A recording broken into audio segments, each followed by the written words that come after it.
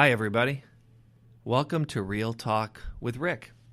On this episode, I interview the City of Eden Prairie building official, Kevin Schmieg. Kevin was just given a service award for 35 years of service as an employee in the City of Eden Prairie. So I sat down with Kevin and talked to him about what led him to Eden Prairie 35 years ago, his work as a building official and in the building inspections department over the last 35 years, so the growth in the community, how that affected and involved inspections and new technology, and the unique construction that's been occurring around our city over the last 35 years. And then finally, I learned, in speaking with Kevin, that he was actually the inspiration for the reality show Naked and Afraid. So here's my conversation with Kevin Schmieg, Eden Prairie building official. Well, Kevin, welcome. Thank you. Thanks for coming in. Thanks. All right. So Kevin Schmieg is the City of Eden Prairie's building official, and you just celebrated 35 years with the City of Eden Prairie. Yes, I did. July. July. Okay. We had an employee recognition event just this past week. And so Kevin got a certificate for 35 years of service. Long time. So it got me wondering, where I'd like to start is maybe going back 35 years to 1983. I think that would be. And how do you start that journey to becoming a City of Eden Prairie building official? How does that start? Well, it started way back when I was about 13 years old. My dad was a controller at a construction site, or for a construction company, and I would go out to the construction jobs with him, and I looked at the guys who were running these jobs, and I asked him as a kid, man, that looks like a good job they've got, running and building these big buildings. And I thought, how do you get to be that? He explained to me is that most of them were architectural engineers or engineers. And I thought, man, that's what I want to be. So I decided then that I was going to be an engineer. So I attended the University of Minnesota, graduated in 1982, graduated from college with all hopes and dreams of a great career. Yeah, that's right. But we had 19% interest rates. There was no construction jobs, no engineering jobs. Senior engineers couldn't get jobs. So I was working at a bait shop, selling minnows and baits and those types of things. And one day in the Chaska paper, there was a job opportunity with the City of Eden Prairie plan review. And I really didn't, in the inspections department, I really didn't know what that did, but I thought about it a little bit, and I thought it would look a lot better on my resume, working in an inspections department for a short term, rather than dipping minnows at a bait shop. I thought that would be a lot better job. So I applied for the job, and I didn't hear anything back for a while. So I was very persistent. So I kept calling the building official. And in July of 1983, I was offered the job. Started off as doing a plan review for the City of Eden Prairie, which I didn't know anything about. So I started that process then, and I took this job as a very short-term thing. As soon as the economy was gone, I was going to jump ship, to be quite honest. Sure. But then I discovered about what inspections and the plan review process was, and what I was doing was reviewing plans. That's what a plan reviewer does, is review plans for code compliance, but you get to do with a large variety of different types of projects and plans, and it was very intriguing. Because if you remember, as I said, I wanted to run jobs and projects. Well, here I got exposed to many projects, many more projects than I would have ever had I been a project engineer. So it was an exciting time. And I got to learn a lot from people here. People were very creative and very helpful to me. So in about 1987, I got the job as a building official. And what's the building official? The building official is a legally designated head of the inspections division. He runs the inspections division. So that's where it all started. The City of Eden Prairie provided me with a great many different opportunities, allowed me to progress. As the city has grown, so has the scope of the project. So today where I'm at, I have a job where I'm excited every day to come in, get to see unique projects that I never would have been exposed to had I been in the private sector, and vast numbers of them. So it's been an exciting journey. Yeah, absolutely. Yeah. I mean, I've had a couple other guests in here, our mayor, a former council member, and they've talked about just the development of the city and the fast growth in the 80s, especially the 90s, 2000s. We'll talk about the present in a little bit. Yeah. But you were here through all that. So you as you said, all kinds of different projects, and we'll talk about some that you're managing and dealing with right now, or reviewing or permitting right now. But that must have just been kind of a crazy time. It was a crazy time. In 1985 and 86, we had about 1,700 dwelling units were being built in the city every year in 80. And then I think we topped out at around 800, upper 700 single families in 1987. But to get an idea how many 1,700 dwelling units is, that's moving in about 3,500 people a year. I lived out in Waconia at the time, 2,500 people. We were moving a town of Waconia and a half into the city every year. Every year. Wow. And we did have a lot of growing pains. I mean, we were developing roads, putting in infrastructure, water plants, sewer lines. It was a crazy time. I mean, so much so that we couldn't keep up with everything that we were doing. We were the fastest growing community in Minnesota and probably in the Midwest for that decade. We didn't have the nice equipment that we have today. That's a big change that there are. We've got beautiful facilities, and the previous facility, the very first one I worked at, was what is the senior center today. Was our city hall previously. That was our city hall, right. And how you identified the places with different locations for the different departments was through tape on the floor, to be quite honest. Tape, yeah, and you followed the yellow line back to parks, the green back to planning, and the inspection. We had a nice counter that was there. But we had my desk, when I was a plan reviewer, was a 3.0 by 6.8 door that had pipes on it. We had old vehicles the inspectors drove. We didn't have nice stuff that we have today. So in addition to the community growing, the City of Eden Prairie, the governmental entity, has grown significantly better for the better. We have much better equipment that we have. We have much better tools. To give an example technology is a big thing that we've embraced with the city. We use all kinds. You can get permits online and those types of things. In the early days, in the 80s and even early 90s, the permits were done with a typewriter. Scheduling was done by hand, and it was a crazy time. But to give an idea is staffing in the 80s, and it was a comparable number of permits that we have today. We had 7 inspectors, 4.5 plan reviewers, and 5 clerical. We do about the same number today, but we're doing it with 4 inspectors. We have 2 plan reviewers and 2 clerical. So lots of paper. There was very paper intensive. It's just people forget that. The internet wasn't even an active something that people actively used until the mid-late 90s. Well, I remember this. The first piece of technology that we actually got was we got a fax machine. And we all received training on how to use a fax machine. And people were asking for things to be faxed, and I was faxing out things, and people weren't getting them. We didn't have an IT division at the time, so, I couldn't. I got retrained on it and still couldn't send them out. Well, then I discovered that you have to put the pages down. At that time, right. I was sending them the back pieces of them. They were reverse of what they are today. So I've grown a little bit more tech savvy. I know how to put things into a fax machine, even though we don't use it very often. I can run a copy machine even. You can hear the buzz of the phone call. Very much so. That long buzz of the fax going through and the paper coming in. It went even the earlier faxes. It wasn't even like regular bond paper. It was that paper with that sheen. Yeah, very thin. Really thin paper. Yep. That you'd get. Yeah. Johnny, our producer here, has no idea. He has no idea what that is. He has no clue. Yeah. He's way too young for any of that. But also, I think you've said before, you'd have people coming in with like carts full of paper, plans, stacks of building plans. Very much so. We would have general contractors come in and actually use our dolly to bring in the plans. They would large developers and builders would bring in 30 and 40 plans at a time for single-family homes. They were project builders. And it was just massive amounts of plan reviews, inspections. Inspectors they'd have to run on 15-minute increments to get the inspections done at certain times of the year.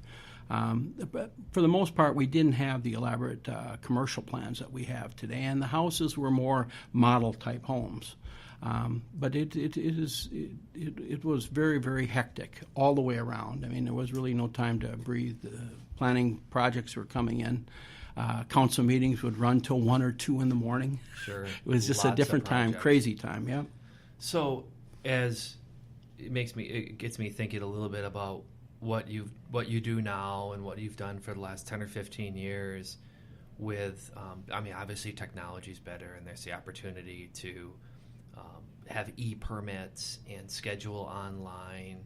But still, when you talked about inspectors every 15 minutes, we're still doing that, right? Oh, yeah. A little bit about what we have today. You talked about the staffing level that we had and that we have now. But kind of paint a picture of what our division's doing, what's happening every Sure. day. We issue about 6,000 permits. Right now, about half of them are done e-permits or electronic permits that are done online. You don't even have to come into the city to obtain those. Inspections, though, we run over 10,000 inspections every year. Wow. And 10,000 inspections for four other guys now currently, but they do about 2,500 a year. But you have to think about what that is these guys run on half-hour increments. They got about an average 10 or 11-minute drive time. They have expertise in the building trade. We have a commercial inspector. We have plumbing inspectors. But they're coming to a house. When they come to your house to do a footing inspection, they have an allotted time of 20 minutes. Some framings are a little longer, but they have 20 minutes and they have to go to the next house. And I mean, our rating that we have with is very high for being on time. But we're running, it's like doctor's appointments, only the doctor is making house calls at half-hour increments. So sometimes if we're a minute or two behind, sometimes people get upset, but they don't realize that they've driven up to 6 miles to get to your building and have to, on a commercial job, find where you are on that project. It's really quite amazing as the volume of work that gets done with the staff that we have. They're all hard, working, dedicated people. Our clerical people, they're dealing with all of those permits right now. Those 6,000 permits and 10,000 inspections are called in through our frontline clerical people. And they have to take those and put those in the computer. One of the services that we have now is e-scheduling. A person can schedule their inspections online right now. In addition to that, a lot of the permits, mechanical, re-roofing, re-siding, those permits can be done electronically online without having to come to the city. They also have, you can look up inspection results, permits that have been issued for your property. You can also do permit searches, and you can do estimated permit fees for a lot of different types of permits on there. Those are all online things. In the future, we're looking ahead to do all of our plan reviews, all of them being able to be submitted online and reviewed electronically and sent back to the homeowners or contractors without ever having to come into our office. So it's an exciting time. Some of the benefits that there are is not only the efficiencies that are gained by it, but also the ability to store these documents afterwards. Right now, it's all very paper intensive, and plans, we can have massive amounts for a large commercial plan. The large-scale buildings that we built a few years ago, we have over 1,000 sheets of plans to build a tower and a separate building, 1,000 sheets. Well, so that's the Optum campus you're talking about. Yeah. So the Optum campus, Crosstown 212, that was, what'd you say? Over 1,000 sheets of paper. Yep, because some of them are revisions and things that there are on that. But that is a lot. If you look at, if you looked at it, if you stack those plans up, it would look like a tree that probably has a 12-inch diameter. That's the size of the rolls, and that's all paper that we use, and it could have been done electronically at some point. We haven't done it currently, but we will have to scan those files, and there's a cost associated with this. So this will have economic benefits not only for the contractors, but for the city long term, these plan review electronically. Yeah, absolutely. We've talked a lot about being a 24/7 city hall and a virtual city hall, so you can get your permit online, schedule your inspection online. It's pretty straightforward with a deck or a water heater, or a small bathroom remodel, but you're talking about $100 million 4-building office campus and submitting everything online. I don't think yet, though. You found a way where the inspectors don't need to go there? Could they No. remote camera, or they still have to go out there, though? Yeah, we will They still have to go inspect out all there. that. Yeah, we'll still have to do that. But as far as But the we'll process, drive out there with an electric vehicle, though. that could be. We already use hybrids. Yeah. Yeah, we use hybrid vehicles to get around. So, no, for you inspectors. were saying, though, I'm sorry, that we can't avoid going out there. We can't avoid going out there, but we can ease the process of getting a permit and reviewing and get the documentation to all of our customers. And we have we have a lot of different customers. We have customers that are the homeowners ultimately who live there, the business owners, the contractors who build it, the designers, design professionals. We have a lot of wide-ranging customers. We have customers that are end users and customers that are immediately that we provide the services for. And that's interesting because as I watch over at the counter, you'll see all these different contractors from, Joe, I build the fence, to Jane, I build the garage, companies that come in. And they know what they're doing, and they do a lot of permits. And sometimes you have the homeowner come in and work on it themselves. And then you have these huge commercial companies that are doing different buildings. So you see all kinds of people, all kinds of buildings. What are some of the biggest challenges that you guys have with that, then? Well, the biggest challenges that there are is, in a sense, it's a complexity of new products and evolving codes. Every 6 years we change out, the codes become updated, and the codes that aren't City of Eden Prairie codes, they're State of Minnesota codes, which are adopted from national standards. They're upgraded every 3 years. The State of Minnesota only does it every 6. So they are ever-changing. The requirements are changing. Third-party government agencies are interacting at a different level than it was previously when I first started. So there's a lot more involvement and a lot more complexity and a lot more different types of manners in which you can comply with code. Just as an example there's really two paths that the code has, which it previously never had. You have what is called performance-based design, which is a design that is premised on equivalencies to what the prescriptive code requirements are. Prescriptive code requirements are the rise and run on a stair. This is how you build a building this big of this type of construction, but there's all different other ways now that you can do it, and it's based on performance-based design, which is providing an equivalency to what the code requirements are. It affords flexibility and creativeness on the part of designers to meet the code and provide a facility that's just as safe and or better than what it is. And that is led to a different level of complexity with all code enforcement. Field inspectors, plan reviews have to stay up with the latest construction trends, products, and methodologies to do it. And that's changed a lot over time. It sounds like there's more flexibility in ways to do things, but with that is complexity, and then all the different ways to get to the code.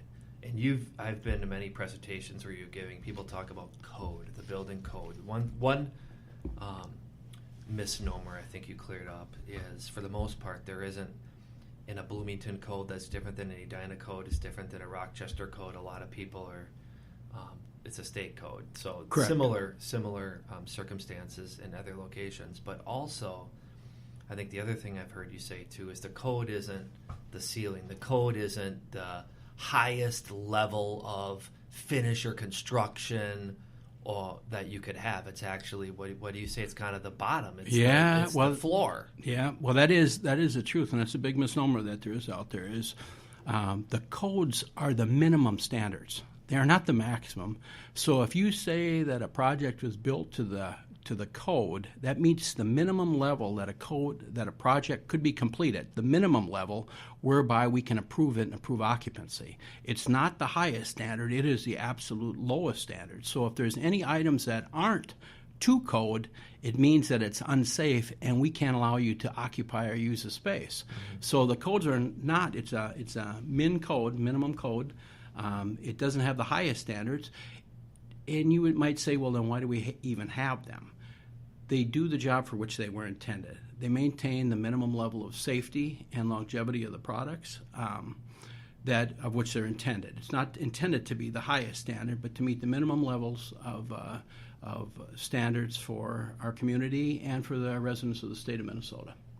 And it sounds as if, I mean, there's a lot of education around that as well. There's never really been a situation where anyone's ever tried to get around the code or do work without a permit. That never happens. Yeah, that happens. That happens a lot.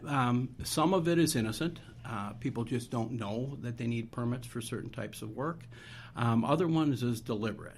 You know, we deal with all different types and all different types of audiences that there are, and how do we find out about these things? It's not uncommon. My field inspectors will drive by, or the clerical staff will get an idea that maybe they should have more of a permit than what they have. But we also get calls. We get calls from neighboring property owners, people in the neighborhood, and those types of things. And I got a cute little story here. Okay. Good. I receive a phone call from a lady who calls and talks about in her neighborhood that there is someone in the neighborhood who's building a deck. Doesn't know what he's doing. It's dangerous. He refuses to get a permit on it. Doesn't want to get a permit. Doesn't want to pay the fees. Doesn't want any of it because he knows what he's doing. And she could tell me clearly that he does not. He does not know. And we have to get out there and stop this project right away. So I say, okay, give me the address. And she made it very clear, this person cannot know who I am or who that I call. And I said, hey. Many of our complaints are anonymous. Yeah, they are anonymous. Right. But I always do the caveat. I mean, if you have a problem with your neighbor, he's going to probably figure it out, you know. Right. But we don't disclose that. We do not disclose who it was. But there was a big sigh on the other, and I said, you have to give me the address. She didn't want to give me the address, and there's this huge sigh on the other end of the phone. And I said, you have to tell me. And she said, he could never find out. And I said, well, he won't. Can we drive by a road and see it? Yeah, you can, but he can never find out. I said, well, who is it? He said, it's my husband. He always thinks he can do everything. He really doesn't have any of these types of skills. He refuses to get a permit, and I don't know anything about building, but I know what he's doing isn't right, and it's not safe. I need someone to stop him. I don't want to be on that deck. I don't want the kids on the deck. I don't want the relatives on the deck, and I don't want you to know that his wife is the one that called. Yeah, that's things like that and similar to that have happened several times. Those are sure. No, and you're right, though. In that case, I was someone who deliberately didn't want to deal with the permitting process. But a lot of times it is. Those calls come into City Hall all the time, not quite knowing. And we work with people. I mean, you can speak to this. You work with people all the time, and a lot of it is assistance and education. And it's all about not catching anybody, doing anything. It's all about helping them get to the right place. Yeah, that's what we are. Something that we do. We strive to build buildings with the contractors. Well, we don't swing the hammer and nails. We work cooperatively with them to help them solve problems to get a code-compliant building. I think, for the most part, contractors appreciate that, and they understand that that's what our goal is. Our goal is to work with them to achieve code compliance rather than be in an adversarial role, which historically, things not in Eden Prairie, but in other communities that has taken place. But we work very hard and diligently to work with them because we see it. And that's one of the perks of being inspectors. We work with them to build a building. You know, we are a part of it, and we have to meet these minimum requirements, and we have to help them do it. And that's ultimately one of the reasons why I still like the job, because I get to do a version of project management with it. And it's great, and you guys do a great job, and you lead a really excellent division. And it's always changing too, like you said, like the complexity of the performance-based codes, but also there's always new materials, right, and new trends. And also, I think, obviously, Minnesota would be different than California, would be different than Texas, right, because of the frost and the weather and a lot of those issues. So I think there's regional requirements. There is, and some of the things too. I think I just want to go into this is when people think about code, they think about building codes. But my office, we do the building code, which contains in it the mechanical code for the mechanical systems, the plumbing systems. We enforce Minnesota accessibility rules, which is a version of ADA. We enforce a litany of other energy code requirements, all different types of code requirements. We interact with multiple different agencies. It's not just looking at footings. It's looking at building systems as in their entirety. That's good to know. No, yeah. I've had the fortune of a couple of these buildings in the community. The Margaret A. Cargill Foundation is located in our community, and they've done a lot of really interesting sustainable features in their building with their geothermal and their solar and a lot of work they do. Huge, intricate, complicated systems. And I had our plumbing inspector took me out to take a look at some of that before it was finished, and it's a lot of amazing stuff that's out there. It's impressive. I mean, some of the facilities we have here are state-of-the-art one-off building. That building that you mentioned, Margaret Cargill, is a building that they're striving for net zero. They have, I think, about 160 geothermal wells. They have solar. They have everything. Their goal is to be net zero of it. We have a number of different very, very creative projects in it. In around 2000, we did the Eden Prairie Center, which was complete renovation of it. We kept them all open, which was challenging. At the exact same time, we were building the ADC buildings, which are performance-based design buildings. Okay. We're building Grace Church, which has some performance-based design. It also has some of the longest open-span trusses that there are in the Midwest. And we had those going at one time. Just a couple years ago, we had the two Optum buildings, which had those two, the Twin Tower and the single building. We had $250 million worth of construction going in those 2 years at one time, and they were kind of on a continuum with it. Yeah, you and I went to a meeting with Shields before our Shields was built to take a look at some of the other Shields, and it isn't just the footings and the foundation. They're talking about a 60,000-gallon aquarium and a big Ferris wheel, and that's all information you needed in your plan review, and you needed to know some detail about an aquarium and a Ferris wheel. Yeah, so how to support it and how it's going to be installed. And some of the things are that Shield store, interesting, is a very tall building. Is you have to watch unless you've been involved in these types of things, is those buildings are sprinkled. But there's a thing is when you have a big tall opening, an atrium like what they have, is when the sprinklers go off, the water has to get onto the fire. And there's things that take place when you have tall buildings. With thermal drift, it can set off the wrong extinguishing, which is water in this case, systems. And they have some creativity that they have to do with the design to be able to deal with that. Additionally, in Shields, this is for the water reuse, is they're going to use rainwater, and they're going to use that for plumbing fixtures. They have a unique system that they're going to put in for water reuse. They have a number of different systems. The water is treated, and it's used in both for irrigation and used for plumbing fixtures, not the sinks. Yeah, it is used for toilets and urinals and those types of things, but it's a great creative program. That's good. We do promote the sustainability features that are in the community. And that's one other thing I just wanted to say is something that's really unique with my job and working with the City of Eden Prairie is we have so many creative, talented people. In my own area, I can ask anything about construction, and somebody knows something about it. I mean, it's amazing. I don't know how many design firms can somebody say, because they go to so many different jobs. So I've seen that already or done that. And we also, in other areas of the cities, I mean, they're extremely talented people. They're very creative, and that's always been an enjoyment to me. Along with the creative architects and engineers I work with. I mean, it's a thrilling, fun time. Yeah, we've had so I've been here just short of 8 years, and the inspectors we have been here. I mean, it's decades of experience. That we have here. A lot of it we do, and in other arears of the city too. I mean, if there's things that relate engineering, planning. Go in and I can ask them anything about anything to do with our systems.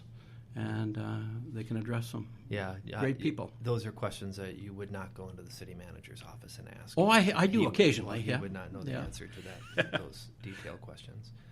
But he would ask you when obviously you've got copies of the building code on your nightstand. Back at home. It's you eat this and sleep it. But no, we've got some time left, Kevin, too, to get to know you a little bit personally. And so when you're not here in Eden Prairie working and focusing on your job with the dedication that you do, what else do you like to do? I am an outdoorsman. I love the outdoors. I love primarily fishing and hunting. I'll fish anything, hunt anything. But I just like being outdoors. It's always been a thing that I've had since I was a small child. My mom says when I was 4 years old I would talk about hunting. I have no hunters in my family. There are none. It was just something that was in me from the time I was young. Yeah, I know that you've traveled quite a bit. I mean, your travel time is usually related to some hunting and fishing trips, right? Most of them, as I've gotten older, it's different. When I was younger, I did a lot of adventure hunting and fishing. Adventure? Yeah. Give me an example. Well, I've been on a drop camp in Alaska. A friend of mine and myself, we got dropped off in the Alaskan bush to hunt moose and caribou with a bow. We were dropped off in the middle of nowhere, and it was to be an 18-day hunt. And the pilot, the flying service that we utilized, said that they would come over and check on us every 2 to 3 days. Well, we did not see a jet fly over, even a satellite, for 9 days. So we were kind of, we expected that we'd have more. It was an unguided hunt. It was just 2 of us dropped off. Then they came in on the 9th day, and then he explained to us is that the pass, Lake Clark Pass, had gotten socked in, so he was behind trying to catch up with hunters. So then, as we progressed, he checked on us then and one other time, and then it's day 18 of our 18-day hunt, and no plane comes to get us. And then day 19, no plane. So we're kind of thinking, well, maybe they got socked in, but maybe they forgot about us, and this is just the flying service we use is a large flying service out of Soldotna, Alaska. They had all these pins on this wall, and all of these pins including our names on them, Paul Fisher and Kevin Schmieg. And I'm looking at this little toddler walking around, and I think, my God, suppose that kid moved one of those pins and forgot about us. You fell off. They said eventually, though, that they have other tools that they use. Obviously, it wasn't just a stick pin. On day 20, they flew in and flew us out a little Piper Super Cub. So what do you do? I mean, you've got enough food and water, but at some point you got to think about, how are we going to get out of here? Well, we had in the back of our mind when we were dropped off. There was a native village that was about 80 miles away called Non-Dalton that we could have hiked out to. It would have taken some time, but we could have. And the food supplies we were successful in our hunt, so we had an adequate amount of food for it, and the water was everywhere as long as it didn't freeze. This was at high elevations. Okay. We were right at the tree lines. We were at the tundra levels. There's tundra, and then the valleys had small trees in them. So it was a unique experience. I lost 27 pounds. Wow. Good diet plan. Good diet. Well, it's like you're the inspiration for all the reality shows that we see now. This is where this came from. Well, they do have some shows similar to that. But you lived it. You were the inspiration for it. Well, not really. I wasn't. There's others who've done it, but there is a TV show called Alaska Dropped. Same deal. Same deal. Okay. Yeah, same kind of deal. So more hunting and fishing and outdoors, but maybe not the Alaska bush 20-day nobody. Not that kind of stuff. I don't do that anymore. I have done some other things. I've done heli fishing in Alaska, fished out of helicopters. I went last big hunt that I went in was in southern Colorado, and every day we camped at 11:8 and walked over the Continental Divide at 13:2. If you've ever been at elevations, it's unique. And then marching and hunting on that. That was the last one, and that was maybe 5-6 years ago. Time runs away. No, that's great to hear. And I appreciate you coming in, Kevin. It's great to have you in here. A little bit about our building inspections division. It's within our fire department, and the work that you do, and just thinking, having presented you with a 35-year certificate for being employed here, that you'd be a really good guest and sharing your insight, and you were. And I appreciate it. Thanks for coming in, I appreciate it. Yeah, thank you for allowing me to stay this long. I love it. Yep. Yeah. Thanks. Thank you.